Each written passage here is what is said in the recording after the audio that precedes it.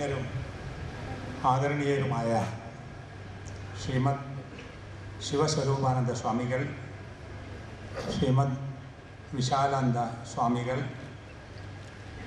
ഇവിടെ സംസാരിച്ച doctor Zacharias Mar Abraham, ഇവിടെ സംസാരിക്കാൻ പോകുന്ന ശ്രീമാൻ കുമ്മരം രാജശേഖരൻ, ബ്രഹ്മചാരി വിശ്വംഭരൻ, ഈ യോഗം ഉദ്ഘാടനം ചെയ്ത് നമ്മെ ആശംസിച്ച് പോയിട്ടുള്ള ബഹുമാന്യനായ ആഭ്യന്തരമന്ത്രി ശ്രീ രമേശ് ചെന്നിത്തല, ഈ സമ്മേളനത്തിൽ പങ്കെടുക്കുന്ന സ്നേഹനിധികളായ സഹോദരി സഹോദരന്മാരെ, ഈ സമ്മേളനത്തിൽ പങ്കെടുക്കുമ്പോൾ ആദ്യമായി ഒരു പ്രാർത്ഥനയോടുകൂടി ആരംഭിക്കുകയാണ്. ലോക സൃഷ്ടാവും നിയന്താവുമായ ദൈവത്തിൻ്റെ കരുണാകടാക്ഷങ്ങൾ, അനുഗ്രഹങ്ങൾ നമ്മിലെല്ലാവരിലും വർഷിക്കുമാറാകട്ടെ. അറബി ഭാഷയിൽ പറഞ്ഞാൽ അസ്സലാമു അലൈക്കും, സംസ്കൃതത്തിൽ പറഞ്ഞാൽ ഓം ശാന്തി ശാന്തി ശാന്തി. ഈ സമ്മേളനത്തിൽ പങ്കെടുക്കുമ്പോൾ എനിക്ക് വലിയ സന്തോഷമുണ്ട്. ഇത് ഒരു സർവമത സമ്മേളനമാണ്, 92ാമത് സമ്മേളനം. 1924 നമ്മുടെ രാജ്യത്തിൻ്റെ പരിഷ്കർത്താവും വിപ്ലവകാരിയും നവോത്ഥാന നായകനുമായ ശ്രീ നാരായണ ഗുരു അവർ സ്ഥാപിച്ചതാണിത്. അന്ന് ആ സമ്മേളനത്തിൽ ഇസ്ലാമിനെ സംബന്ധിച്ച് സംസാരിച്ചത് മറ്റൊരു പരിഷ്കർത്താവും നവോത്ഥാന നായകനുമായിരുന്ന വക്കം മൗലവിയുടെ നിർദ്ദേശപ്രകാരം മഹാനായ EK മൗലവി സാഹിബായിരുന്നു. വക്കം മൗലവി സാഹിബും ശ്രീ നാരായണ ഗുരുവും സുഹൃത്തുക്കളായിരുന്നു. അതുകൊണ്ടായിരിക്കാം വക്കം മൗലവി സ്ഥാപിച്ച ഒരു സ്ഥാപനമായിരുന്നു തിരുവിതാംകൂർ മുസ്ലിം ധർമ്മ പരിപാലന സംഘം.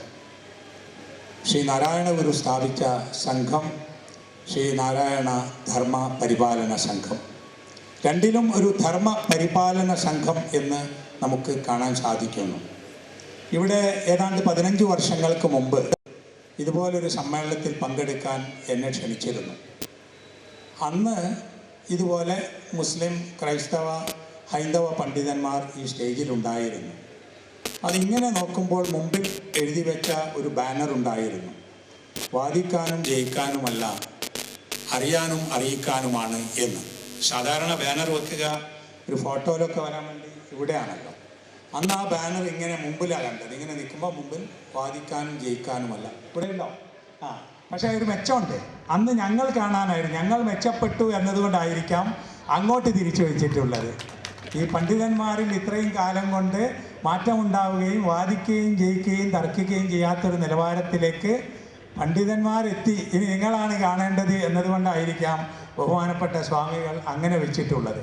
ഏതായാലും അതൊരു സന്ദേശമാണ്, അതൊരാശയമാണ്. ഞാൻ എൻ്റെ പഠനകാലത്ത് വിശുദ്ധ മക്കയിൽ 5 വർഷം പഠിച്ചിരുന്നു. ഞാൻ അറബി ഭാഷയും ഇസ്ലാമിക് സ്റ്റഡീസും.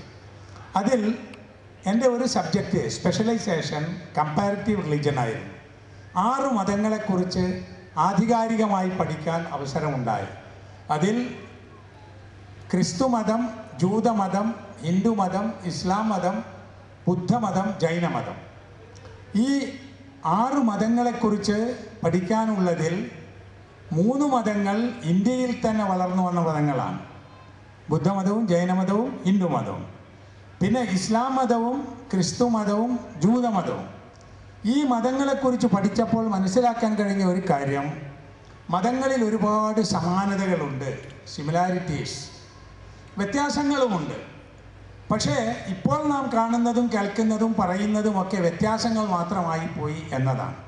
അപ്പോൾ എന്തുകൊണ്ട് സമാനതകളെക്കുറിച്ച് പഠിക്കുകയും സമാനമായ വിഷയങ്ങൾ ഒന്നിച്ചു പറയുകയും വ്യത്യാസമുള്ള കാര്യങ്ങൾ പരസ്പര സ്നേഹത്തോടും ബഹുമാനത്തോടും മറ്റുള്ളവൻ്റെ ബുദ്ധിയോടുള്ള ബഹുമാനത്തോടും കൂടി വിട്ടുകൊടുക്കുകയും ചെയ്യാൻ കഴിയുന്നില്ല എന്നത് ഒരു വിഷയമായി എനിക്ക് അന്നേ തോന്നിയിട്ടുണ്ട്. അതുകൊണ്ട് തന്നെ ഇതുപോലുള്ള വേദികളിൽ, ചർച്ചുകളിലും ക്ഷേത്രങ്ങളിലും അതുപോലെ ഇൻ്റർഫെയ്ത്ത് സമ്മേളനങ്ങളിലുമൊക്കെ പങ്കെടുക്കുമ്പോൾ എനിക്ക് തോന്നുന്നത് സാധാരണ മനുഷ്യർ വളരെ നല്ലവരാണെന്നാണ്. പ്രശ്നങ്ങൾ ഉണ്ടാക്കുന്നത് പലതും പണ്ഡിതന്മാരും മതത്തെ കൊണ്ടു നടക്കുന്ന ആളുകളുമാണ്. ഇവിടെയാണ് ഈ ഒരു സമ്മേളനത്തിൻ്റെ പ്രസക്തി. എന്നോട് 7 മണി വരെ പ്രസംഗിച്ചോളാൻ പറഞ്ഞിട്ടുണ്ട്. അത്രയൊന്നും എനിക്ക് പറയാനില്ല. എന്നാൽ പോലും എനിക്ക് പറയാനുള്ള പല വിഷയങ്ങളും എൻ്റെ മുമ്പ് പറഞ്ഞു, ഇനി പറയാനും ഇരിക്കുന്നു. ഇസ്ലാം മതത്തെക്കുറിച്ച് പറയാൻ ആണല്ലോ ഇസ്ലാം മതം എന്ന് പറഞ്ഞ് എൻ്റെ പേര് എഴുതിയത്. അതിവിടെ പറയുന്നതിൻ്റെ പ്രസക്തി എന്താണ് എന്നല്ലേ. ഇസ്ലാം മതം ഇപ്പോൾ മുസ്ലിങ്ങൾ ഉപയോഗിക്കുന്ന ഖുർആൻ, അത് മതവേദഗ്രന്ഥങ്ങളിൽ കാലം ചരിത്രം നോക്കുമ്പോൾ അവസാനത്തേതാണ്.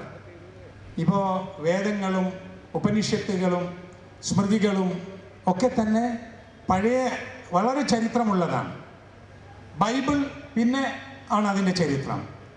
ഖുർആൻ പിന്നെയും കഴിഞ്ഞിട്ടാണ്. 1400 വർഷത്തെ ചരിത്രമാണ് ഖുർആനിലുള്ളത്. അപ്പോൾ ആ ഖുർആൻ വന്നിട്ടുള്ളത് എന്തിനാണ് എന്ന് ഖുർആൻ പറഞ്ഞിട്ടുണ്ട്. മുൻ വേദങ്ങളെ സത്യപ്പെടുത്താനാണ് എന്നാണ്. മുൻകാലത്ത് വന്നു പോയിട്ടുള്ള എല്ലാ പ്രവാചകന്മാരെയും അംഗീകരിക്കുന്നു എന്നാണ്. അതുകൊണ്ട് തന്നെ ദൈവത്തിന് സമർപ്പിക്കുക എന്നതാണ് ഇസ്ലാം എന്ന വാക്കിൻ്റെ അർത്ഥമെന്നും ഖുർആൻ പറയുന്നുണ്ട്. ഇസ്ലാം എന്നത് ഒരു അറബി പദമാണ്. സലാമ, ഈ വാക്കിൽ നിന്ന് വരുന്ന സലാം, അസ്സലാം, ലാൽ സലാം ഒക്കെ ഉണ്ടല്ലോ. സലാം എന്ന് പറയുന്ന എല്ലാത്തിലും ഒരു സമാധാനം ഉണ്ടാകുന്നതാണ്. അപ്പോൾ സമർപ്പണം എന്നൊരർത്ഥവുമുണ്ട്. അപ്പോൾ സമർപ്പണവും സമാധാനവുമാണ് ഇസ്ലാം എന്ന വാക്കിൻ്റെ അർത്ഥം തന്നെ. ഖുർആനിൽ ദൈവത്തെക്കുറിച്ചും സലാം എന്ന് പറഞ്ഞിട്ടുണ്ട്, ശാന്തി. അപ്പം ഞാൻ പറഞ്ഞല്ലോ അസ്സലാമു അലൈക്കും എന്ന് പറഞ്ഞാൽ അത് സംസ്കൃതത്തിൽ പറയുമ്പോൾ ഓം ശാന്തി എന്നാണ്. ദൈവത്തെക്കുറിച്ചാണ് ഓം എന്ന് പറയുന്നത്. അപ്പം ഭാഷാപരമായ വ്യത്യാസം മൂലം പലപ്പോഴും നമുക്ക് പലതും മനസ്സിലാകാതെ പോകുന്നു. എനിക്ക് വളരെ സങ്കടം തോന്നിയ ഒരു അനുഭവം ഉണ്ടായിട്ടുണ്ട്. തൃശ്ശൂരിൽ വെച്ച് ഒരു ഇസ്ലാമിക സമ്മേളനം ഞങ്ങൾ സംഘടിപ്പിച്ച ഒരു സമ്മേളനത്തിൽ അന്നത്തെ ജില്ലാ കളക്ടറെ വിളിച്ചു. അന്നത്തെ ജില്ലാ കളക്ടർ കേരളക്കാരനല്ല, ബീഹാറോ ബംഗാളോ മറ്റുള്ള ഒരാളാണ്, IAS കാരൻ. അദ്ദേഹം വന്നിട്ട് പറഞ്ഞു, എനിക്കിതിൽ പങ്കെടുക്കാൻ വലിയ സന്തോഷമാണ്, കാരണം മുസ്ലിങ്ങളോട് എനിക്ക് ഇഷ്ടമാണ്. അദ്ദേഹം മുസ്ലിം അല്ല. എന്നിട്ട് പറഞ്ഞു, അത് കുറച്ചൊക്കെ മലയാളം പറയും, മലയാളത്തിലാണ് പറഞ്ഞതും. എന്നിട്ട് പറഞ്ഞു, മുസ്ലിങ്ങൾ ഏറ്റവും വലിയ ഒരു മതേതരവാദിയുടെ നാമം 5 നേരം പള്ളിയിൽ വെച്ച് വിളിച്ചു പറയുന്നുണ്ട്, അല്ലാഹു Akbar, Akbar is the great എന്ന് പറയുന്നു. അപ്പോൾ ആളുകൾ ചിരിക്കാൻ തുടങ്ങി. അപ്പോൾ അദ്ദേഹം പറഞ്ഞു, എനിക്ക് മലയാളം വേണ്ടത്ര അറിയില്ല, തെറ്റ് പറ്റിയാൽ ക്ഷമിക്കണം. അപ്പോൾ പറഞ്ഞു കൊടുത്തു, അക്ബർ ഈസ് ദ ഗ്രേറ്റ് എന്നല്ല, ഗോഡ് ഈസ് ഗ്രേറ്റ് എന്നാണ് അതിൻ്റെ അർത്ഥം. അപ്പോൾ അദ്ദേഹം വിചാരിച്ച അക്ബർ ചക്രവർത്തി ഇല്ലേ, ആ അക്ബറിൻ്റെ പേരാണ് നമ്മൾ പള്ളിയിൽ പറയുന്നത് എന്നാണ്. IAS കിട്ടുക എന്ന് പറഞ്ഞാൽ നമ്മുടെയൊക്കെ ഒരു സ്വപ്നമാണ്. പഠിച്ച് പഠിച്ച് പഠിച്ച് പിന്നെ ഇൻ്റർവ്യൂ ചെയ്ത്, അപ്പോൾ അങ്ങനെ വലിയ ഒരാളായി നമ്മുടെ നാടിനെ നിയന്ത്രിക്കാൻ വേണ്ടി സർക്കാർ നിശ്ചയിച്ച ഒരാളുടെ വിവരമാണ് അല്ലാഹു അക്ബർ എന്ന് പറഞ്ഞാൽ അക്ബർ ഈസ് ദ ഗ്രേറ്റ് എന്നാണ്. പിന്നെ നമ്മളെ കാര്യം പറയാനുണ്ടോ? ഓടിക്കോ, എന്താ രാമനാമം പറഞ്ഞാണ് ആള് വരുന്നത്, ആള് ഓടാനുള്ളതാണ് അത്, അല്ലെ? അല്ലാഹു അക്ബർ എന്ന് പറഞ്ഞത് വരുന്നോ വേഗം ഓടിക്കോ എന്നാണ്, ഓടാനുള്ളതല്ലല്ലോ. രാമനാമം പറയുന്നത് സമാധാനം കാണിക്കാനല്ലേ. അള്ളാഹുവിൻ്റെ നാമം പറയുന്നത് അള്ളാഹുവിൻ്റെ സ്നേഹവും കാരുണ്യവും പറഞ്ഞു കൊടുക്കാനല്ലേ. അപ്പോൾ ഒരാൾ ഒരു കുരിശ് ഏന്തിയിട്ട് യുദ്ധത്തിന് പോയാൽ ആ യുദ്ധം പവിത്രമാവുമോ? ഇല്ലല്ലോ. ഹിന്ദുത്വം പറഞ്ഞ് യുദ്ധത്തിന് പോയാൽ ശരിയാവുമോ? ഇസ്ലാമിൻ്റെ പേരിൽ, ഇപ്പോൾ നേരത്തെ മന്ത്രി പറഞ്ഞ പോലെ ഇസ്ലാമിൻ്റെ പേരിൽ ഒരാൾ മറ്റൊരാളെ കൊന്നാൽ അത് ഇസ്ലാം ആകുമോ? അപ്പോൾ നമ്മളിവിടെ ഒരു മാറിച്ചിന്ത ജനങ്ങൾക്ക് നൽകാൻ സാധാരണക്കാരിൽ ഇങ്ങനെയുള്ള ആലോചനകൾ ഉണ്ടാകണം എന്നത് ഉറപ്പാണ്. ഖുർആനിൽ കുറേ പ്രവാചകന്മാരെ പേര് പറഞ്ഞിട്ടുണ്ട്. ആദ്യത്തെ മനുഷ്യനെക്കുറിച്ച് ഖുർആൻ ആദം എന്ന് പറയുന്നു, ബൈബിളിൽ ആദാം എന്ന് പറയുന്നു. പിന്നെ ഇങ്ങോട്ട് നൂഹ് നബിയെക്കുറിച്ച് ബൈബിളിൽ നോഹ പ്രവാചകൻ, അബ്രഹാം ഇബ്രാഹിം നബി, മോസസ് മൂസ നബി, ജീസസ് ഈസാ നബി, മുൻകാല പ്രവാചകന്മാരെ പേരൊക്കെ പറയുമ്പോൾ മുസ്ലിങ്ങളുടെ ഒരു മര്യാദ അനുസരിച്ച് അവർക്ക് വേണ്ടി പ്രാർത്ഥിക്കും, അലൈഹിസ്സലാം, അവർക്ക് ശാന്തി കിട്ടട്ടെ എന്ന്. അപ്പോൾ യേശു ക്രിസ്തുവിൻ്റെ പേര് കേൾക്കുമ്പോൾ ഒരു മുസ്ലിം അത് ക്രിസ്ത്യാനികളുടെ ഒരു പ്രവാചകനാണ് എന്നല്ല പറയുന്നത്, അങ്ങനെയല്ല വിചാരിക്കുക, നമ്മുടെ പ്രവാചകനാണ് എന്നാണ്. അങ്ങനെ വരുമ്പോൾ ഖുർആനിൽ തന്നെ പറയുന്നുണ്ട്, എല്ലാ പ്രദേശങ്ങളിലേക്കും ഒരു മുന്നറിയിപ്പുകാരനെ അയച്ചിട്ടുണ്ട് എന്ന്. എല്ലാ പ്രദേശങ്ങളിലേക്കും, ഒരു സംസ്കാരമുള്ള മനുഷ്യൻ ജീവിച്ചു പോരുന്ന എല്ലാ പ്രദേശങ്ങളിലേക്കും ഒരു മുന്നറിയിപ്പുകാരനെ അയച്ചിട്ടുണ്ട് എന്ന്. ഖുർആനിൽ അത് പറഞ്ഞത് ലികുല്ലി ഖൗമിൻ ഹാദ് എന്നാണ്. അതുപോലെ തന്നെ ഒരു മുന്നറിയിപ്പുകാരൻ, ഒരു വഴികാട്ടി വരാത്ത ഒരു സമൂഹവും ഇല്ല എന്നാണ്. വൈം മിൻ ഉമ്മത്തിൻ ഇല്ലാ ഖലാ ഫീഹാ നദീർ, ഒരു സമൂഹത്തിലും ഒരു മുന്നറിയിപ്പുകാരൻ വന്നിട്ടില്ലാതെ ഇല്ല. മുന്നറിയിപ്പുകാരെന്ന് പറഞ്ഞാൽ ദൈവത്താൽ നിശ്ചയിക്കപ്പെട്ട നല്ല കാര്യങ്ങൾ, ധർമ്മങ്ങൾ മനുഷ്യർക്ക് എത്തിച്ചു കൊടുക്കുന്ന ആളുകളാണ്. അപ്പോൾ നമ്മുടെ രാജ്യം, ഇന്ത്യ രാജ്യത്തെ സംബന്ധിച്ചിടത്തോളം എത്രയോ പഴയ സംസ്കാരവും എത്രയോ പഴയ സമൂഹവും നിലനിൽക്കുന്നത് കൊണ്ട് തന്നെ ഇവിടെ ധർമ്മോപദേശം ചെയ്ത, ദൈവത്തെക്കുറിച്ച് പറഞ്ഞു കൊടുത്ത മഹാന്മാരായ മുനിമാരും ഋഷിമാരും ആചാര്യന്മാരും ആത്മീയ നേതാക്കന്മാരുമൊക്കെ അവർ പ്രബോധനം ചെയ്തതും ദൈവത്തിൻ്റെ നിയമങ്ങളായതുകൊണ്ട് അത് ഇസ്ലാമാണ് എന്നാണ് ഈ അർത്ഥത്തിൽ ഖുർആനിൽ നിന്ന് മനസ്സിലാകുന്നത്. ഞാനത് ഒരു അവകാശവാദം പറയില്ല. ഈ അർത്ഥത്തിൽ എന്ന് പറയുന്നത് ദൈവത്തിന് സമർപ്പിച്ചവർ, ദൈവത്തിൻ്റെ അനുസരിച്ചവർ എന്ന നിലക്കാണ്. ഇപ്പോൾ ആരാണ് മുസ്ലിം, ഹിന്ദു, ക്രിസ്ത്യൻ? നമ്മൾ ചില ആവശ്യത്തിന് കമ്മ്യൂണിറ്റി സർട്ടിഫിക്കറ്റ് വാങ്ങും തഹസിൽദാരടുത്ത്, വില്ലേജ് ഓഫീസറടുത്ത്. അപ്പോൾ എൻ്റെ മകൻ അവിടെ പോയിട്ട് എനിക്കൊരു കമ്മ്യൂണിറ്റി സർട്ടിഫിക്കറ്റ് വേണം, മുസ്ലിമാണെന്ന് എഴുതി കൊടുക്കും. അതിനെന്ത് ചെയ്യണം? അവൻ ഒന്നുകിൽ റേഷൻ കാർഡോ വേറെ എന്തെങ്കിലും രേഖയുണ്ട്, ആരാണ് എൻ്റെ വാപ്പ, അത് എന്ന ആളാണ്, എന്നാൽ ഇവൻ മുസ്ലിം. ഒരു ക്രിസ്ത്യാനി എന്നാൽ ആരാണ് അച്ഛനാണ്, അല്ലെങ്കിൽ ഹിന്ദു എന്നാൽ അത് നോക്കും. ഏതെങ്കിലും ഒരു തഹസിൽദാർ ചോദിക്കേണ്ടതുണ്ടോ, നീ 5 നേരം നമസ്കരിക്കാറുണ്ടോ, നോമ്പെടുക്കാറുണ്ടോ, റംസാൻ മാസത്തിൽ സക്കാത്ത് കൊടുക്കലുണ്ടോ ധനത്തിന്, എന്നാ മുസ്ലിമാന്ന് സർട്ടിഫിക്കറ്റ് തരാന്ന്? ഇല്ലല്ലോ. ദൈവമില്ല എന്ന് പറഞ്ഞു നടക്കുന്ന മുസ്ലിമിനും ഹിന്ദുവിനും ക്രിസ്ത്യാനിക്കും നമ്മുടെ അധികാരികൾ അവൻ മുസ്ലിമും ഹിന്ദുവും ക്രിസ്ത്യാനിയുമാണ് എന്ന് സർട്ടിഫിക്കറ്റ് കൊടുക്കും. അതിൻ്റെ അർത്ഥം അത് ജാതി സർട്ടിഫിക്കറ്റാണ്, മതമല്ലാണ്. പടച്ചവൻ്റെ അടുത്ത് ജാതിയല്ല, വിശ്വാസവും കർമ്മവുമാണ് പടച്ചവൻ നോക്കുക എന്നതാണ്. അപ്പോൾ നമ്മളിങ്ങനെ മുസ്ലിമാണെന്ന് വിചാരിക്കുന്ന കുറേ ആളുകൾ അവിടെ ചെന്നാൽ മുസ്ലിം ആവില്ല. നമ്മൾ ഹിന്ദു ആണെന്ന് വിചാരിച്ച് നടക്കുന്ന കുറേ ആളുകൾ അവിടെ ചെന്നാൽ ഹൈന്ദവതയോ ഭാരതീയതയോ ഒന്നും അറിയാത്ത അവൻ ഹിന്ദു ആയിക്കൊള്ളണമെന്നില്ല. ക്രിസ്ത്യാനിയുടെയും അവസ്ഥ അങ്ങനെയായിരിക്കും. അപ്പോൾ വിശ്വാസവും കർമ്മവുമാണ് ഒരു മനുഷ്യനെ അവൻ്റെ മതം ഏത് എന്ന് നിർണ്ണയിക്കുന്നത് എന്ന് നമ്മൾ അറിഞ്ഞാൽ യഥാർത്ഥത്തിൽ ഒരു വർഗീയതയും മനുഷ്യർക്ക് ഇടയിൽ ഉണ്ടാവില്ല. അതിന് ഖുർആൻ നൽകുന്ന ഒരു സന്ദേശമാണ്. ഖുർആനിലെ 109-ാമത്തെ സൂക്തത്തിലെ 6-ാമത്തെ വചനം, നിങ്ങൾക്ക് നിങ്ങളുടെ മതം, എനിക്ക് എൻ്റെ മതം, ലക്കും ദീനുക്കും വലിയ ദീൻ, നിങ്ങൾക്ക് നിങ്ങളുടെ മതം, എനിക്ക് എൻ്റെ മതം. മദീനയിലെത്തിയ പ്രവാചകൻ അവിടെയുള്ള മുഴുവൻ വിശ്വാസികളെയും മതവിശ്വാസികളെയും വിളിച്ചുകൂട്ടി. അന്ന് അവിടെ ക്രിസ്ത്യാനികളുണ്ടായിരുന്നു, അന്ന് അവിടെ വിഗ്രഹാരാധകരുണ്ടായിരുന്നു, അന്ന് കുറച്ച് മുസ്ലിങ്ങളും ഉണ്ടായിരുന്നു. ഈ മതത്തിലൊന്നും വിശ്വാസമില്ലാത്ത ചില ഗോത്രവർഗങ്ങളും ഉണ്ടായിരുന്നു. അവരോട് പറഞ്ഞു, നമ്മൾ ഒരു സമൂഹമാണ്, നമ്മൾ ഈ രാജ്യത്തിനെ ഒന്നിച്ച് സംരക്ഷിക്കണം, പുറത്തു നിന്നുള്ള അക്രമങ്ങളെ നമ്മൾ ഒന്നിച്ച് നേരിടണം. എന്നിട്ട് ഇവിടെ ഓരോ മതവിശ്വാസിക്കും അവരുടെ വിശ്വാസം അനുസരിച്ച് ജീവിക്കുവാനുള്ള സ്വാതന്ത്ര്യമുണ്ടാകണം. അതാണ് മദീന ഡിക്ലറേഷൻ എന്ന് പറയുന്നത്. പക്ഷെ അതൊക്കെ മുസ്ലിങ്ങൾ തന്നെ മറന്നുപോയാലോ? എനിക്ക് തോന്നിയത് 2 കാരണങ്ങളാണ് മതവിശ്വാസികൾക്കിടയിൽ പ്രശ്നമുണ്ടായത്. ഒന്ന്, ദൈവത്തിൻ്റെ പേരിൽ ചൂഷണം തുടങ്ങി. നേരത്തെ ഗുരുദേവൻ്റെ ആശയങ്ങളെക്കുറിച്ച് പറഞ്ഞപ്പോൾ ആഭ്യന്തരമന്ത്രി പറഞ്ഞു, ഗുരുദേവൻ്റെ ഏറ്റവും വലിയ ആദർശം ചൂഷണം പാടില്ല എന്നതാണ്. ചൂഷണം പാടില്ല, അതിൽ തർക്കമൊന്നുമില്ല, എല്ലാവർക്കും ഒരഭിപ്രായം, ചൂഷണം പാടില്ല. പക്ഷേ ചൂഷണത്തിൽ വെച്ച് ഏറ്റവും വലിയ ചൂഷണം ഏതാ? അത് ദൈവത്തിൻ്റെ പേരിൽ നടക്കുന്ന ചൂഷണമാണ്. ദൈവത്തിൻ്റെ പേരിൽ ചൂഷണം നടത്തുന്നത് ആരാണ്? ചൂഷണത്തിന് വിധേയരാകുന്നത് ആരാണ്? ചൂഷണം നടത്തുന്നത് ദിവ്യന്മാരാണ്, പുരോഹിതന്മാരാണ്. ദൈവത്തിലേക്ക് അടുത്തവരാകുന്നു എന്ന് സ്വയം പ്രചരിപ്പിക്കുന്ന ആത്മീയ നേതാക്കളാണ്. അവർ ജനങ്ങളോട് പണം ചോദിക്കുന്നു, ദ്രവ്യങ്ങൾ ആവശ്യപ്പെടുന്നു, കാണിക്ക വസ്തുക്കൾ ചോദിക്കുന്നു, ഓരോ പ്രാർത്ഥനയ്ക്കും പണം ചോദിക്കുന്നു.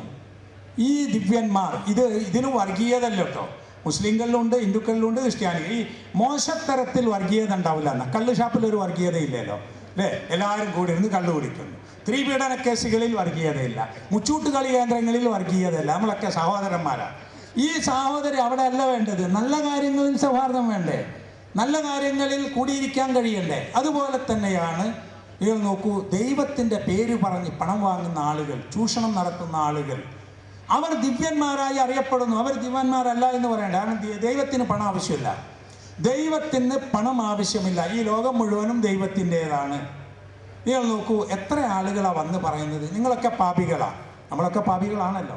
പക്ഷെ നിങ്ങൾ വിളിച്ചാൽ ദൈവം കേൾക്കില്ല. പാപികൾ വിളിച്ചാൽ പിന്നെ ദൈവം കേൾക്കാൻ ദൈവത്തിൻ്റെ അടുത്ത ഞങ്ങളോട് പറഞ്ഞ് ഞങ്ങൾ റെക്കമെൻഡ് ചെയ്ത് ചെയ്യാമെന്ന്. അത് നടക്കില്ല, 100% ഞാൻ. കാരണം എന്താ പറയുക, ദൈവം കാരുണ്യവാനാണ്, ദൈവം നീതിമാനാണ്. ദൈവം കാരുണ്യവാനും നീതിമാനുമാണെങ്കിൽ ഒരു പാവം മനുഷ്യൻ, വിവരമില്ലാത്ത മനുഷ്യൻ ദൈവമേ എന്ന് നെഞ്ചത്ത് കൈവച്ച് വിളിക്കുന്ന ആ വിളിയുണ്ടല്ലോ, അതാണ് ഒരു ദിവ്യൻ മുഖേന വിളിക്കുന്നതിനേക്കാളും വലുത്. എൻ്റെ ഉമ്മ ഹജ്ജിന് പോയപ്പോൾ എന്നോട് പറഞ്ഞു, എൻ്റെ ഉമ്മ എഴുത്തും വായനയൊന്നും പഠിച്ചിട്ടില്ലായിരുന്നു, അത് അവർ മരിച്ചിട്ട് 10 കൊല്ലമായി. അപ്പോൾ അവരെന്നോട് പറഞ്ഞു, മോനെ ഹജ്ജിന് പോകുമ്പോഴേ ആ പറയാനുള്ളതും പ്രാർത്ഥിക്കാനുള്ളതും അറബിയിലുള്ളതും എനിക്കറിയില്ല, ഞാൻ പഠിച്ചോനെ പഠിച്ചോനെ എന്നിങ്ങനെ പറയുന്ന. ഞാൻ പറഞ്ഞു, അത് മതി ഉമ്മ, നിങ്ങൾ പഠിച്ചോനെ പഠിച്ചോനെ എന്ന് പറഞ്ഞാൽ അത് തന്നെയാണ് വലിയ പ്രാർത്ഥന. ഇനി ഉമ്മയുടെ പ്രാർത്ഥന പഠിച്ചവനിലെത്തിക്കാൻ വേറൊരാൾക്ക് പൈസ കൊടുക്കണം. ഞാൻ ഈ വിഷയം കോഴിക്കോട്ട് ഒരു സമ്മേളനത്തിൽ പറഞ്ഞപ്പോൾ അന്ന് കൊളത്തൂർ ആശ്രമത്തിലെ സ്വാമി ചിദാനന്ദപുരി എൻ്റെ കൂടെ ഉണ്ടായിരുന്നു. അപ്പോൾ അദ്ദേഹം പറഞ്ഞു, ഈ വിഷയത്തെ നമ്മൾ ഒന്നിച്ചു പറയണം. ഞാനന്ന് പറഞ്ഞു, ഒരു കുബേർ കുഞ്ച് എന്ന് പറഞ്ഞൊരു പരസ്യം കാണയില്ല ടി വിയിൽ, കുബേർ കുഞ്ച് എന്താണത്? അത് ഒരു തകിട്. ഈ തകിട് നിങ്ങളുടെ വീട്ടിൽ വെച്ചാൽ അവിടെ ഐശ്വര്യമുണ്ടാകും, നിങ്ങളുടെ ഷെൽഫിൽ വെച്ചാൽ അവിടെ ധനമുണ്ടാകും, നിങ്ങളുടെ ശരീരത്തിൽ കെട്ടിയാൽ ആരോഗ്യമുണ്ടാകും. എന്നിട്ട് എല്ലാ ഭാഷയിലും പറയാം, ഞാൻ എൻ്റെ വീട്ടിൽ വെച്ചു പണമുണ്ടായി, ഷെൽഫിൽ വെച്ചു പണമുണ്ടായി, ശരീരത്തിൽ കെട്ടി ആരോഗ്യമുണ്ടായി. അതിൻ്റെ യഥാർത്ഥ വില 5000 രൂപ, ഇപ്പോൾ ഓഫർ 3333 രൂപ. എന്നിട്ടോ നമ്മൾ പൈസ അയച്ചു കൊടുക്കും, പൈസ അയച്ചു കൊടുക്കുന്നു, അവർക്ക് കിട്ടുന്നു, അവർക്ക് പണമുണ്ടാകും. ബുദ്ധി ഉണ്ടെങ്കിൽ നമുക്ക് ആലോചിച്ചൂടെ, ഇത് ആ തകിട് അയാൾ വീട്ടിൽ വെച്ചിട്ട് ഫ്രീ സർവീസ് ആയിക്കൂടെ?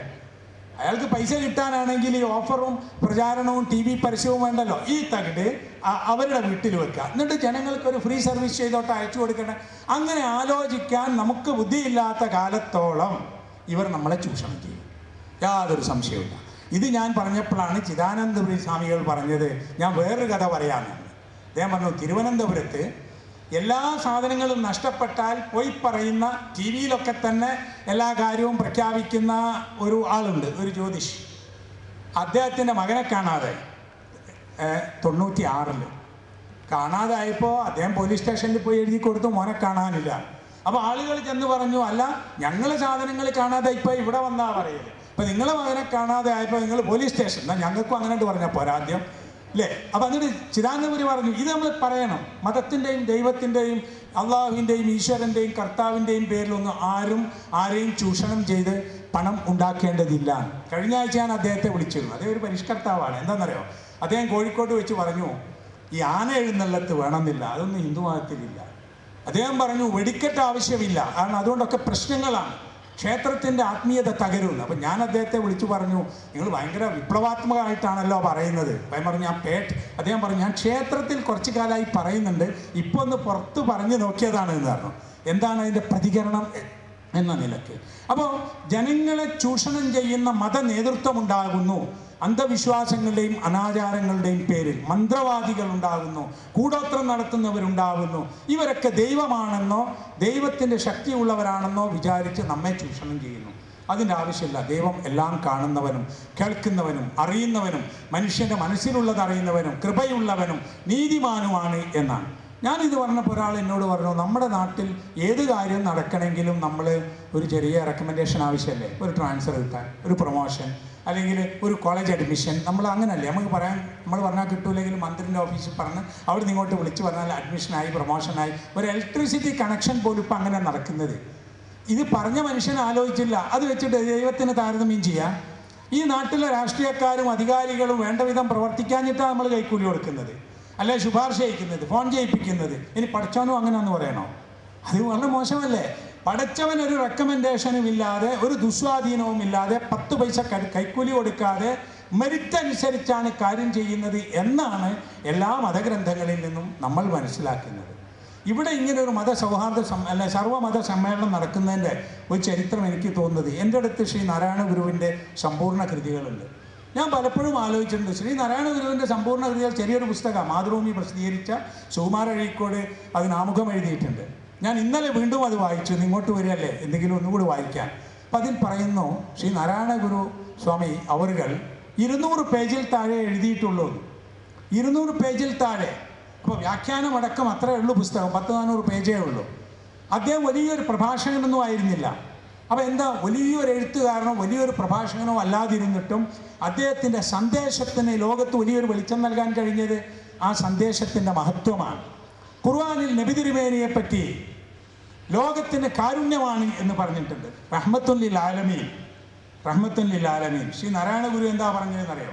ശ്രീ നാരായണ ഗുരു പറഞ്ഞിട്ടുള്ളത്, പ്രവാചകന്റെ നബി തിരുമേനിയുടെ ആശയവും സന്ദേശവും ജീവിതവും വിശുദ്ധിയും സ്നേഹവും കാരുണ്യവും ഒക്കെ കണ്ടിട്ട് എന്ത് പറയണം, ഏത് വാക്കുകൊണ്ട് ഉപമിക്കണം, അതാണ് അദ്ദേഹം അനുകമ്പാ ദശകത്തിൽ പറഞ്ഞത്. പുരുഷാകൃതി പൂണ്ട ദൈവമോ, പുരുഷാകൃതി പൂണ്ട ദൈവമോ, നരദിവ്യാകൃതി പൂണ്ട ധർമ്മമോ, പരമേശ പവിത്ര പുത്രനോ, കരുണാവാൻ നബി മുത്തുരത്നമോ, കരുണാവാൻ നബി മുത്തുരത്നമോ, റഹ്മത്തുല്ലിൽ ആലമീൻ. ഇത് മനസ്സിലാക്കി അദ്ദേഹം അത് പറഞ്ഞു. അദ്ദേഹം അത് പറയുമ്പോൾ ഇത് മനുഷ്യരൂപത്തിൽ വന്ന ദൈവമാണോ, മനുഷ്യനും ദൈവവും കൂടിയ ധർമ്മത്തിൻ്റെ രൂപമാണോ, അല്ല പരമേശ പവിത്ര പുത്രനോ? അതിന് രണ്ട് വ്യാഖ്യാനം പറഞ്ഞിട്ടുണ്ട് ഈ ഞാൻ വായിച്ച കൃതിയിൽ. ഒന്ന് അത് യേശു ക്രിസ്തുവാണോ എന്നൊരു വ്യാഖ്യാനവും, അതല്ല ദൈവപുത്രനാണോ എന്ന ഒരു വ്യാഖ്യാനവും. എന്തായാലും ശ്രീ നാരായണ ഗുരു അവരുടെ പഠനത്തിൽ നിന്ന് നബി തിരുമേനിയെ കുറിച്ച് അദ്ദേഹത്തിന് പറയാൻ തോന്നിപ്പോയതാണ് ഇതൊക്കെ. ഇതിൻ്റെ അവസാനം കരുണാവാൻ നബി മുത്തുരത്നമോ എന്ന് ചോദിക്കുന്നു. ഇതിൽ നിന്ന് നാം മനസ്സിലാക്കേണ്ടത് വിദ്വാൻമാർ പഠിച്ചവർ അങ്ങനെ പറയുന്നു എന്നാണ്. സ്വാമി വിവേകാനന്ദ സമ്പൂർണ്ണ കൃതികളിൽ നബി തിരുമേനിയെ കുറിച്ച് പറയുന്ന ഒരു ഭാഗത്ത് പറയുന്നു, അതാ വരുന്നു സമാധാനത്തിൻ്റെ പ്രവാചകൻ, നല്ലതേ പുലരൂ, നല്ലതേ നിലനിൽക്കൂ. നബിയുടെ സന്ദേശം നല്ലതല്ലായിരുന്നുവെങ്കിൽ അത് നിലനിൽക്കുമായിരുന്നില്ല. സമാധാനത്തിൻ്റെയും സാഹോദര്യത്തിൻ്റെയും പ്രവാചകനാണ് മുഹമ്മദ് എന്ന് അദ്ദേഹം പറയുന്നു. അപ്പം വിവരമുള്ള ആളുകൾ, ഞാൻ പറഞ്ഞില്ലേ, മുമ്പ് വന്നിട്ടുള്ള പ്രവാചകന്മാരെയും ആദർശങ്ങളെയും ഒക്കെ ബഹുമാനിക്കുന്നത് പോലെ തന്നെ മുൻ വേദങ്ങളിൽ വിശ്വസിച്ച് പഠിച്ച് ഗവേഷണം നടത്തിയ സന്ദേശം നടത്തുന്ന ആളുകൾ പിൽക്കാലത്ത് വന്നിട്ടുള്ള മുഹമ്മദിനെയും നബി തിരുമേനിയെ ആ നിലക്ക് ആദരിച്ചു എന്നത് നമ്മൾ വളരെ കൂടുതൽ ജനങ്ങളിൽ എത്തിക്കേണ്ട ഒരു ആശയം തന്നെയാണ്. നബി തിരുമേനി ജനങ്ങൾക്ക് നൽകിയ സന്ദേശത്തിൽ, യേശു ക്രിസ്തു ജനങ്ങൾക്ക് നൽകിയ സന്ദേശത്തിൽ ഭാരതീയ ദർശനങ്ങൾ ജനങ്ങൾക്ക് നൽകിയിട്ടുള്ള മുനിമാരുടെയും ഋഷിമാരുടെയും ഒക്കെ സന്ദേശങ്ങളിൽ എവിടെയും അക്രമം പറഞ്ഞിട്ടില്ല എന്ന് നമുക്ക് കാണാൻ സാധിക്കും. ആക്രമിക്കാൻ പാടില്ല എന്ന്. ഇനി എവിടെയെങ്കിലും ഒരു യുദ്ധം വന്നിട്ടുണ്ടെങ്കിൽ ഹിന്ദു മതഗ്രന്ഥങ്ങളിലോ ക്രിസ്ത്യൻ മതഗ്രന്ഥങ്ങളിലോ ഇസ്ലാമിക ഗ്രന്ഥങ്ങളിലോ യുദ്ധം എന്ന് പറഞ്ഞിട്ടുണ്ടെങ്കിൽ എനിക്ക് ഉറപ്പാണ് അത് ഒരു മനുഷ്യൻ ആത്മരക്ഷാർത്ഥം നേരിടുന്ന പ്രവർത്തനമാണ്, അല്ലെങ്കിൽ പ്രതിരോധിക്കുവാൻ വേണ്ടി രക്ഷയില്ലാതെ ചെയ്തതാണ് എന്ന്. അതിൽ പോലും എന്ത് ചെയ്യണമെന്നുണ്ട്. ഇന്നുണ്ടല്ലോ ഹോസ്പിറ്റലുകളുടെ മുകളിൽ, സ്കൂളുകളുടെ മുകളിൽ, സിവിലിയന്മാരുടെ താമസിക്കുന്ന സ്ഥലത്ത് ബോംബിടുന്ന ആളുകൾ അവർ മനസ്സിലാക്കണം, നബി തിരുമേനി പറഞ്ഞു യുദ്ധം യോദ്ധാവിനോടെ പാടുള്ളൂ. സ്ത്രീകളെയും കുട്ടികളെയും വൃദ്ധജനങ്ങളെയും ആക്രമിക്കരുത്. ആരാധനാലയങ്ങളിൽ ധ്യാനിച്ചു കഴിയുന്ന ഭക്തജനങ്ങളെ ഉപദ്രവിക്കരുത്. ഒരു യുദ്ധമുണ്ടായിപ്പോയാൽ സന്ധി സംഭാഷണത്തിന് അവർ വന്നാൽ ആ സന്ധിയിലേക്ക് പോകണം.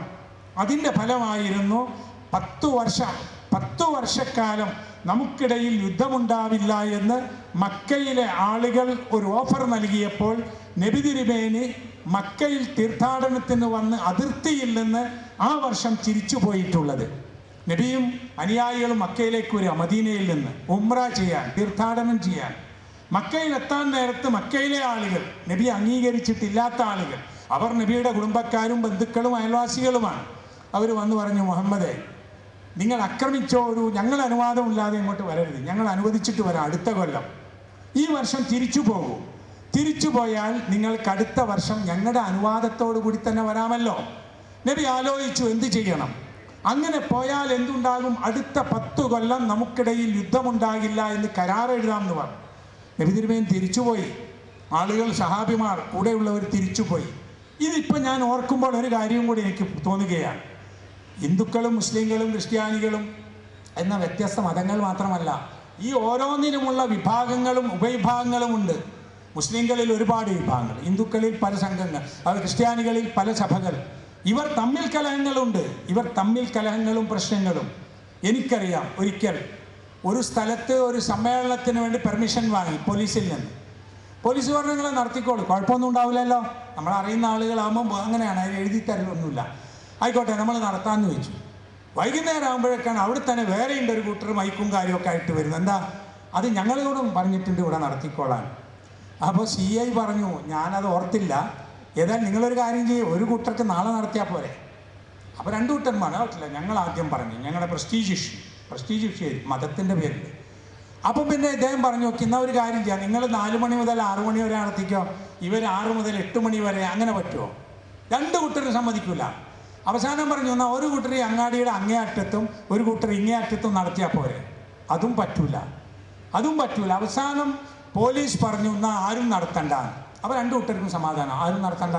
എന്താ ധർമ്മോപദേശം? ആരും നടത്തണ്ട, പള്ളി പൂട്ടാണ് കലാൻ കൊണ്ട്, എന്നാൽ പൂട്ടിക്കോളി എന്നാണ് പറയുന്നത്. അങ്ങനെയല്ലല്ലോ. ഇത് പഠിപ്പിക്കുന്നത് എന്താണെന്നറിയോ? 10 വർഷക്കാലം നമുക്കിടയിൽ കലഹമുണ്ടാവില്ല എന്ന ഒരു ഓഫറിൻ്റെ പേരിൽ മക്ക നോക്കിയാൽ കാണുന്ന അതിർത്തിയിൽ വെച്ച് തിരിച്ചു പോകാൻ നബി തിരുമേനി. അതാണ് വിട്ടുവീഴ്ച. ആ വിട്ടുവീഴ്ചയ്ക്ക് സാധിക്കാത്ത കാലത്തോളം മതങ്ങൾക്കിടയിലോ ഒരേ മതത്തിലെ ഉപവിഭാഗങ്ങൾക്കിടയിലോ ഒരു സമാധാനവും ഒരു സ്വൈരവും ഉണ്ടാവില്ല എന്ന് നമ്മൾ അറിയണം. മനുഷ്യനാണ് പ്രധാനം. ഖുർആനിൽ മനുഷ്യനെക്കുറിച്ചൊരു വാക്കുണ്ട്, ബനു ആദം. ബനു ആദം എന്ന് പറഞ്ഞാൽ ആദമിൻ്റെ മക്കൾ എന്നാണ്. ഒരു വാക്ക് ഖുർആനിൽ ഇൻസാൻ എന്ന് പറഞ്ഞിട്ടുണ്ട്, നാസ് എന്ന് പറഞ്ഞിട്ടുണ്ട്. മനുഷ്യർ എന്നതിന് ബനു ആദം. വലക്കത് കർറംന ബനി ആദം, ആദമിൻ്റെ മക്കളെ നാം ആദരിച്ചിരിക്കുന്നു. ഇസ്ലാമിക വിശ്വാസപ്രകാരം ആദമിൻ്റെ മക്കൾ എന്ന് പറഞ്ഞാൽ ഈ ലോകത്തെ എല്ലാ മനുഷ്യരും എന്നാണ്. ആദ്യത്തെ മനുഷ്യൻ്റെ, അത് എന്ത് പേര് പറഞ്ഞാലും പുറകോട്ട് പോയി ഒരു മനുഷ്യനുണ്ടല്ലോ, ആ മനുഷ്യൻ്റെ മക്കളാണ് മുഴുവൻ മനുഷ്യരും. അവരിൽ ആരൊക്കെ ഉണ്ടാവും? അവരിൽ ഇന്ത്യക്കാരുണ്ടാകും, അറേബ്യക്കാരുണ്ടാകും, മലയാളികളുണ്ടാകും, തമിഴരുണ്ടാകും, ഹിന്ദുക്കളുണ്ടാകും, ക്രിസ്ത്യാനികളുണ്ടാകും, മതവിശ്വാസം ഇല്ലാത്തവരുണ്ടാകും, മുസ്ലിങ്ങളുണ്ടാകും, അല്ലാത്തവരും. ഇവരെല്ലാവരും ആദമിൻ്റെ മക്കളെന്നാണ്. ആദമിൻ്റെ മക്കളെ അള്ളാഹു ആദരിച്ചു എന്നാണ്, ദൈവം ആദരിച്ചിരിക്കുന്നു. മനുഷ്യൻ എന്ന നിലക്കുള്ള ഒരാദരം പടച്ചവൻ ആദരിച്ചതാണ് ഈ മനുഷ്യനെ. അയാൾ ആരാവട്ടെ, അയാൾ വിശ്വാസിയാവട്ടെ, ദൈവനിഷേധിയാവട്ടെ, മതമില്ലാത്തവനാവട്ടെ, മുസ്ലിം ആവട്ടെ, ഹിന്ദു ആവട്ടെ, ക്രിസ്ത്യൻ ആവട്ടെ, ആരായാലും ശരി, മനുഷ്യൻ എന്ന നിലക്ക് അവനെ പടച്ചവൻ ആദരിച്ചിരിക്കുന്നു എന്നാണ്, അള്ളാഹു ആദരിച്ചിരിക്കുന്നു എന്നാണ്. അപ്പോൾ ദൈവം ആദരിച്ച ഒരാളെ നമ്മളെങ്ങനെ അനാദരിക്കുന്നത്? പാടില്ലല്ലോ. അത് പറയുമ്പോഴും ഒരു പ്രയാസം എന്താണെന്നറിയോ? ഞാൻ പറഞ്ഞു അള്ളാഹു ആദരിച്ചിരിക്കുന്നു, അവിടെയും ഉണ്ടൊരു പ്രശ്നം. അള്ളാഹു എന്ന് പറയുമ്പോൾ അറബി ഭാഷയിലുള്ളൊരു വാക്കാണ്. അത് മുസ്ലിങ്ങളുടെ ദൈവം എന്ന് ഒരു എൻസൈക്ലോപീഡിയയിൽ എഴുതിയിട്ടുണ്ട്. അള്ളാഹു മുസ്ലിങ്ങളുടെ ഗോഡ് ആണെന്ന്. അത് വിവരക്കേടാണ്. കാരണം എന്താണെന്നറിയാം, ഞാൻ ഈജിപ്തിലെ ക്രൈസ്തവ സഭ പുറത്തിറക്കിയിട്ടുള്ള അവിടുത്തെ ക്രിസ്ത്യൻ പള്ളിയിൽ ഉപയോഗിക്കുന്ന ബൈബിൾ വാങ്ങിയിട്ടുണ്ട്, അറബിയിൽ. അവർ അറബികളാണ്. ആ ബൈബിളിൻ്റെ പേര് അൽ കിതാബുൽ മുഖദ്ദസ് എന്ന, വിശുദ്ധ പുസ്തകം എന്ന്. അതിൽ ഇപ്പോൾ യഹോവ പറയുന്നു, കർത്താവ് പറയുന്നു എന്നൊക്കെ പറയുന്നിടത്ത് അള്ളാഹു പറയുന്നു നഖാൽ അള്ളാഹ് എന്നാണുള്ളത്. ഞാൻ സൗദി അറേബ്യയിൽ വെച്ച് ഭാരതത്തിലെ മഹാഗ്രന്ഥങ്ങളുടെ ഒരു സംഗ്രഹം വാങ്ങി, അറബിയിൽ. മഹാഭാരതവും രാമായണവും പഞ്ചാന്ദ്ര കഥകളുമുള്ള അസാത്തീറുൽ ഹിന്ദ് എന്നാണ് അതിൻ്റെ പേര്, ഇന്ത്യൻ ഇതിഹാസങ്ങൾ. അത് അറബിയിലേക്ക് ട്രാൻസ്ലേറ്റ് ചെയ്തതാണ്. അതിൽ ഭഗവാൻ എന്നോ ഈശ്വരൻ എന്നോ ദൈവമെന്നോ ഉള്ളത് അള്ളാഹു എന്നാണ് അറബിയിൽ പറയാൻ കഴിയുള്ളൂ. കാരണം ആ ഭാഷ ഉപയോഗിക്കുന്ന ആളുകളുടെ പ്രയോഗമാണ്. അതുകൊണ്ടാണ് നമുക്ക് നമ്മുടെ ഈ ഭാഷാ വ്യത്യാസത്തിൻ്റെ പ്രയാസം കൊണ്ട് പലപ്പോഴും പറയുന്നത് മനസ്സിലാവാതിരിക്കുകയും ചിലരെങ്കിലും മനസ്സിലാക്കാതിരിക്കുകയും ചിലർ മനസ്സിലാകാതിരിക്കാൻ ശ്രമിക്കുകയും ഒക്കെ ചെയ്യുന്നത്. അപ്പം അറിയാനും അറിയിക്കുവാനുമുള്ള ഒരു ശ്രമം എന്ന നിലയിൽ നമുക്ക് അറിവിൻ്റെ ഒരു പ്രചാരണമുണ്ടാകുന്നത് അനിവാര്യമാണ്. ഏത് പുസ്തകവും ആർക്കും വായിക്കാം. ചിലർ പറഞ്ഞിട്ടുണ്ട് ചില വേദപുസ്തകങ്ങൾ ചിലരേ വായിക്കാൻ പാടുള്ളൂ എന്ന് നിയമമുണ്ടായിരുന്നു എന്ന്. എല്ലാവർക്കും വേദപുസ്തകം വായിക്കാൻ പാടില്ല. അതിന് ചില ആളുകൾ പറയും ഇതാണ് ദൈവം പറഞ്ഞത്, എന്നാൽ പിന്നെ അത് തന്നെ ആയിക്കോട്ടെ എന്ന് സാധാരണക്കാരൻ വിചാരിക്കുന്നു. അതൊന്ന് മാറിയിട്ട് വേദപുസ്തകങ്ങൾ സാർവത്രികമാവുക. ഇപ്പോൾ ഗീതയും ബൈബിളും ഖുർആനുമൊക്കെ എല്ലാവർക്കും വായിച്ചു പഠിക്കാവുന്ന ഒരവസ്ഥയിലേക്ക് എത്തിയാൽ കുറേ പ്രശ്നങ്ങൾ തീർക്കാൻ നമുക്ക് സാധിക്കും. ഇങ്ങനെ പറഞ്ഞാൽ ഇപ്പോൾ ശ്രീ നാരായണ ഗുരുവിൻ്റെ ഒരു ജാതി ഒരു ദൈവം ഒരു മതം എന്ന സന്ദേശത്തിൽ അദ്ദേഹത്തിൻ്റെ കാഴ്ചപ്പാട് ഇതൊന്നുമല്ല കേട്ടോ. അദ്ദേഹത്തിൻ്റെ കാഴ്ചപ്പാട് ഇതിനേക്കാൾ ഉയർന്നതാണ്. ഇപ്പോൾ ഞാനിവിടെ വന്നപ്പോൾ എന്നോട് ഇതിൻ്റെ ഒരു ഭാരവാഹി പറഞ്ഞു, ഗുരുദേവൻ ക്ഷേത്രങ്ങൾ ഉണ്ടാക്കിയിട്ടില്ല. അതിൻ്റെ അർത്ഥം എന്താ? ആ ക്ഷേത്രത്തിലാണ് ദൈവം എന്നൊരു വിശ്വാസമൊന്നും ശ്രീ നാരായണ ഗുരുവിന് ഉണ്ടായിരുന്നില്ല എന്നതാണ്. അപ്പം ജാതീയത മതമായി തീരുകയും ജാതീയത ഇവിടെ മനുഷ്യനെ ആക്രമിക്കുകയും കൊല്ലുകയും ഒക്കെ ചെയ്യുന്ന ചില പ്രദേശങ്ങൾ ഇപ്പോഴുമുണ്ട്. നമ്മുടെ നാട്ടിൽ ഈ പ്രവർത്തനങ്ങൾ കൊണ്ടൊക്കെ ഒരു മാറ്റം വന്നു എന്നതാണ്. നിറത്തിൻ്റെ പേരിൽ പ്രശ്നങ്ങളുണ്ട്, കറുത്തവനും വെളുത്തവനും. ഭാഷയുടെ പ്രശ്നങ്ങളുണ്ട്, അതിർത്തി രാജ്യത്തിൻ്റെ പ്രശ്നങ്ങളുണ്ട്. ഈ ഇപ്പുറത്തുപെട്ട ആളുകൾ അപ്പുറത്തുള്ളവനെ ശത്രുവായി കാണണം. മതത്തിൻ്റെ പ്രശ്നം വേറെ. അപ്പം ഇതൊക്കെ മാറി മനുഷ്യനെ നിലക്ക് നമ്മൾ പരസ്പരം ബഹുമാനിക്കുമ്പോൾ പിന്നെ എല്ലാ മതത്തിൻ്റെയും കാര്യം എല്ലാവരും ചെയ്യുക എന്നാണ് അതിനർത്ഥം? അതുമല്ലല്ലോ, അതല്ല. അപ്പം ഞാൻ ഒരു ഇസ്ലാമിക മതവിശ്വാസിയാണ്, ഞാൻ എന്തെല്ലാം വിശ്വസിക്കണം ചെയ്യണം എന്നെനിക്കറിയാം. ഇത് നിങ്ങളെല്ലാവരും ചെയ്താൽ മതസൗഹാർദ്ദമാകുമെന്ന് പറയാൻ പറ്റുമോ? ഇല്ലല്ലോ. അങ്ങനെയല്ല മതസൗഹാർദ്ദം. മുസ്ലിങ്ങൾ ഇസ്ലാമിൻ്റെ വിശ്വാസവും ആരാധനയും മനസ്സിലാക്കി ജീവിക്കുക, ക്രിസ്ത്യാനികൾ ആ മതത്തിൻ്റെ കാര്യങ്ങളൊക്കെ മനസ്സിലാക്കി ജീവിക്കുക, ഹിന്ദുക്കൾ അവർ മനസ്സിലാക്കുന്ന ആദർശങ്ങളും ആരാധനകളും പിന്നെ അതുപോലുള്ള അനുഷ്ഠാനങ്ങളൊക്കെ അനുഷ്ഠിച്ച് ജീവിക്കുക. അറിയാൻ താല്പര്യമുള്ളവർക്ക് പറഞ്ഞു കൊടുക്കുക, അത് പ്രചരിപ്പിക്കേണ്ടവർക്ക് പ്രചരിപ്പിക്കാം. നമ്മുടെ ഭരണഘടന, നേരത്തെ മന്ത്രി പറഞ്ഞല്ലോ, നമുക്ക് സെക്യുലർ മതേതര ഭരണഘടനയുണ്ട്. ആ മതസ്വാതന്ത്ര്യം പോലും കണ്ടീഷനുണ്ട്. അതായത് നമുക്ക് മതം വിശ്വസിക്കാനും പ്രചരിപ്പിക്കുവാനും അതുപോലെ തന്നെ അനുഷ്ഠിക്കുവാനും സ്വാതന്ത്ര്യം നൽകിയിട്ടുള്ളത് അത് പൊതുജന ആരോഗ്യത്തിനും പൊതുസമാധാനത്തിനും തടസ്സമാവരുത് എന്ന കണ്ടീഷനിലാണ്. അപ്പം ഞാനിവിടെ മതം ആചരിച്ചാൽ ഈ നാട്ടിലെ ആളുകൾക്കൊക്കെ വിഷമമുണ്ടായാൽ എങ്ങനെയാണ്? രാത്രി പാതിരാ നേരക്ക് മൈക്കെടുത്ത് വെച്ചിട്ട് ഞാൻ എൻ്റെ ആരാധനാലയത്തിൽ ഖുർആൻ ഓതുകയാണ്, അല്ലെങ്കിൽ ഭജന പാടുകയാണ്, അല്ലെങ്കിൽ വേറെ വേദപുസ്തകം വായിക്കുകയാണെന്ന് പറഞ്ഞാൽ അത് മതമല്ല. അത് മതമല്ല എന്ന് ആര് പറയുമെന്നതാ പ്രശ്നം. മതഘോഷയാത്രകൾ റോഡ് മുടക്കി മതഘോഷയാത്ര നടത്തിയാലേ മതവിശ്വാസം പൂർത്തിയാകൂ എന്ന് ബൈബിളിലും ഗീതയിലും ഖുർആനിലും ഇല്ല, യാതൊരു സംശയവുമില്ല. എന്നാലും ചിലപ്പോൾ നമ്മൾ പെട്ടെന്ന് മണിക്കൂറുകളോളം റോഡ് ബ്ലോക്കാകുന്നു, സ്കൂളിൽ പോകുന്ന കുട്ടികൾ വഴിയിൽ കുടുങ്ങുന്നു, ഹോസ്പിറ്റലിലെത്തുന്ന രോഗികൾ വഴിയിൽ മരിക്കുന്നു, വിദേശത്ത് പോകേണ്ട ആളുകൾക്ക് ഫ്ലൈറ്റ് മിസ്സാകുന്നു. എന്നിട്ട് നമ്മൾ പറയുന്നു ഇത് ഞങ്ങളുടെ മതത്തിൻ്റെ ചിഹ്നമല്ല. മതത്തിൽ മനുഷ്യരെ ഉപദ്രവിക്കാൻ പറഞ്ഞിട്ടില്ല. മാത്രമല്ല, വഴിയിലെ മാലിന്യങ്ങൾ നീക്കുക എന്നത് സത്യവിശ്വാസത്തിൻ്റെ ഏറ്റവും താഴെയുള്ള ഒരു പുണ്യകർമ്മമായി നബി തിരുമേനി പറഞ്ഞു. വഴിയിലെ മാലിന്യം നീക്കുക, വഴി തുറക്കുകയാണ് വേണ്ടത് എന്നല്ലാതെ വഴി അടക്കുകയല്ല. ആരാധനാലയങ്ങൾ കൊണ്ട് ആളുകൾക്ക് ബുദ്ധിമുട്ടുണ്ടായാൽ ആരാധനകളോട് ജനങ്ങൾക്ക് വിഷമം വരും. ഇപ്പം നമ്മളൊക്കെ ഉണ്ടല്ലോ, മതം നല്ലതാണ്, ദൈവം അങ്ങനെയാന്നൊക്കെ പറയുന്നത്. ഇത് നമ്മുടെ മക്കൾക്ക് ആ ബോധമുണ്ടോ എന്ന് ചോദിക്കണം. അവർ കേൾക്കുന്നത് പലപ്പോഴും ശല്യമാകുന്ന വാക്കുകൾ, അവർ അനുഭവിക്കുന്നത് മതകേന്ദ്രങ്ങളിൽ നിന്നും ആരാധനാലയങ്ങളിൽ നിന്നും അന്യർക്ക് ശല്യമുണ്ടാകുന്ന വിധത്തിലുള്ള കാര്യങ്ങൾ. ആരാധന എന്ന് പറഞ്ഞാൽ മനസ്സിൽ നിന്ന് ദൈവത്തോടുള്ള പ്രാർത്ഥനയാണ്. നബി തിരുമേനിയുടെ ഒരു യാത്രയിലുണ്ട്, ആളുകൾ ഉറക്കെ അല്ലാഹു അക്ബർ എന്ന് പറഞ്ഞ് നടക്കാൻ തുടങ്ങി. നബി പറഞ്ഞു, നിങ്ങൾ വിളിക്കുന്നത് ചെവി കേൾക്കാത്ത ഒരാളെയോ ഇവിടെ ഇല്ലാത്ത ഒരാളെയൊന്നുമല്ല, അള്ളാഹുവിനെ വിളിക്കുന്നത് ഇങ്ങനെ വിളിക്കേണ്ടതാണ്. പക്ഷെ നമ്മൾ ഈ നാട്ടിലെത്തുമ്പോൾ നമ്മൾ ശക്തിപ്രകടനമാണ് ഭക്തിയേക്കാൾ വലുത് എന്ന നിലയ്ക്ക് ഓരോരുത്തരും ഏറ്റവും കൂടുതൽ ശബ്ദം കിട്ടുന്ന മൈക്ക് വെച്ചിട്ടാണ് ഇത് പറയുന്നത്. അതിൻ്റെ ഒരു ബുദ്ധിമുട്ട് എത്രയാ അതിൻ്റെ ബുദ്ധിമുട്ടെന്ന് നമുക്ക് മനസ്സിലാക്കാൻ കഴിയുന്നില്ല. അപ്പോൾ ഇങ്ങനെയുള്ള ചിന്തകൾ, ചെറിയ ചെറിയ ചിന്തകൾ ഇവിടെ അവതരിപ്പിക്കുന്നത് നമുക്ക് തന്നെയും ഉപകാരപ്പെടും എന്ന നിലക്കാണ് ഇത് പറയുന്നത്. നേരത്തെ ബഹുമാനപ്പെട്ട ഡോക്ടർ സക്കറിയാസ് മാർ അപ്രം അവർകൾ അദ്ദേഹം പറഞ്ഞ കാര്യങ്ങളിൽ ഇത് സൂചിപ്പിച്ചത് വളരെ വ്യക്തമാണ്. മനുഷ്യൻ്റെ നന്മ, വെളിച്ചം, വളർച്ച, ആത്മീയത അതില്ലാത്തൊരു മതത്തിന് ഒരു ആവശ്യവുമില്ല മനുഷ്യർക്ക് എന്നതാണ്. അങ്ങനെ എങ്ങാനും അടുത്ത തലമുറ വളർന്നാൽ എന്താകും? മൂല്യങ്ങളില്ല, ധർമ്മബോധമില്ല, ആത്മീയതയില്ല, വിശ്വാസമില്ല, എങ്ങനെയും ജീവിക്കാം എന്ന ഒരു തലമുറ നാം കൊണ്ടു നടക്കുന്ന മതത്തെ വെറുത്തും മടുത്തും പുതിയ തലമുറ ഉണ്ടായാൽ ഈ ലോകം നശിച്ചു പോവില്ലേ? അപ്പോൾ ഈ ലോകം നിലനിൽക്കണമെങ്കിൽ മനുഷ്യന് ഉപകാരപ്പെടുന്ന മതജീവിതം ഉണ്ടാകണം, സൗഹാർദ്ദമുണ്ടാകണം, വിട്ടുവീഴ്ചയുണ്ടാകണം.